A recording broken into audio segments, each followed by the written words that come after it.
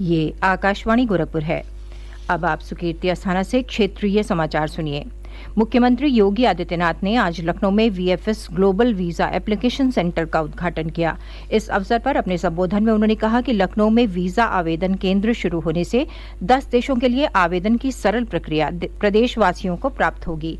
उन्होंने कहा कि VFS global visa application centre Lucknow प्रतिवर्ष 1,20,000 से अधिक वीजा आवेदनों का निस्तारण करने की क्षमता रखता है।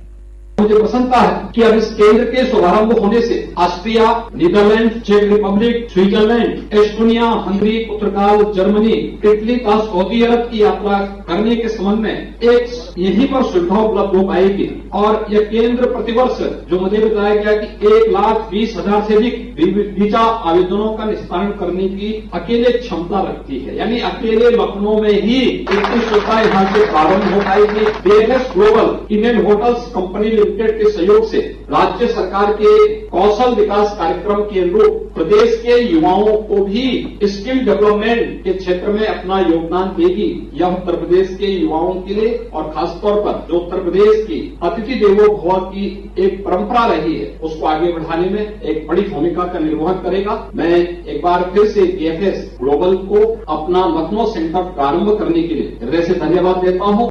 मुख्यमंत्री योगी आदित्यनाथ ने आज लखनऊ में उच्च शिक्षा कॉन्क्लेव को संबोधित किया। उन्होंने कहा कि प्रदेश सरकार राज्य में उच्च शिक्षा के परिवेश को और बेहतर बनाने के लिए कार्य कर रही है। श्री योगी ने कहा कि पिछले 6 वर्षों में प्रदेश में कानून व्यवस्था में व्यापक सुधार हुआ है, साथ ही निवेश के अनुकूल वातावरण तैयार हुआ है। उन्होंने कहा कि आगामी 10 से 12 फरवरी तक लखनऊ में वैश्विक निवेशक शिखर सम्मेलन का आयोजन होगा। मुख्यमंत्री ने कहा कि इस सम्मेलन के लिए अब तक प्रदेश को 1.5 लाख करोड़ रुपए से अधिक के निवेश प्रस्ताव शिक्षा के क्षेत्र में प्राप्त हुए हैं।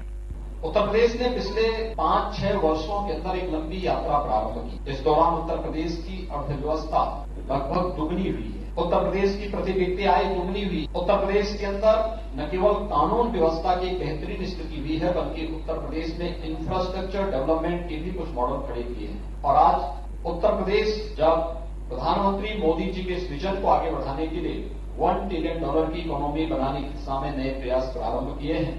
शिक्षा के क्षेत्र की असीम संभावनाओं को भी हम आगे बढ़ाने में अपना योगदान दे सकते हैं। शिक्षा के एक बेहतरीन केंद्र के रूप में विकसित कर सके, इसके लिए जो संभावनाएं हैं कि हमारा ग्लोबल इन्वेस्टर समिट होने जा रहा है। 54 प्रस्ताव अब तक हमें प्राप्त हुए हैं जिनमें प्रदेश के अंदर निवेश की 1,57,000 करोड़ रुपए तक के प्रस्ताव निवेश के केवल शिक्षा के क्षेत्र में अब तक हमें प्राप्त हो चुके हैं। तो हायर एजुकेशन में नए विश्वविद्यालय, नए शिक्षा के ऐसे केंद्र स्थापित करने के लिए जो एक मॉडल के रूप में स्थापित होंगे उन्हें यहाँ पर विकसित करने की दिशा में एक नए कार्यक्रम को हम आगे बढ़ाएंगे। केंद्रीय कानून मंत्री किरेन रिजिजू आज इलाहाबाद उच्च न्यायालय के बार एसोसिएशन की स्थापना के 150 वर्ष पूरा होने के अवसर पर आयोजित 2 दिवसीय कार्यक्रम के समापन समारोह में सम्मिलित हुए। इस अवसर पर अपने संबोधन में उन्होंने कहा कि सरकार और न्यायपालिका मिलकर देश के लिए कार्य कर रहे हैं।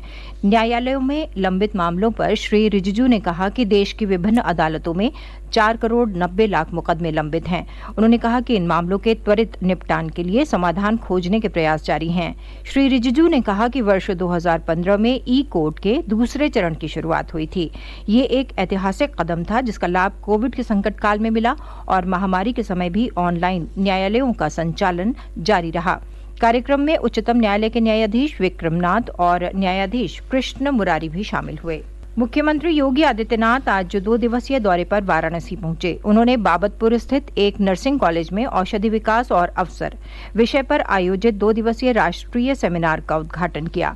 श्री योगी ने कोरोना के संकट काल में नर्सिंग क्षेत्र से जुड़े लोगों के योगदान की सराहना करते हुए कहा कि उनके प्रयासों से ही महामारी को नियंत्रित करने में सफलता मिली। मुख्यमंत्री सर्किट हाउस में अधिकारियों के साथ बैठक कर G20 से संबंधित तैयारियों की समीक्षा करेंगे। संत रविदास की जयंती की पूर्व संध्या पर आज पंजाब के पूर्व मुख्यमंत्री और शिरोमणि अकाली दल के अध्यक्ष सुखबीर सिंह बादल वाराणसी पहुंचे। उन्होंने संत रविदास की जन्मस्थली काशी के सीर गोवर्धन में शीश नवाया। संवाददाताओं से बातचीत में उन्होंने कहा कि वाराणसी का कायाकल्प सराहनीय है। श्री बादल ने संत रविदास के नाम पर कॉरिडोर बनने पर प्रसन्नता व्यक्त की। क्षेत्रीय समाचारों का ये बुलेटिन समाप्त हुआ। नमस्कार।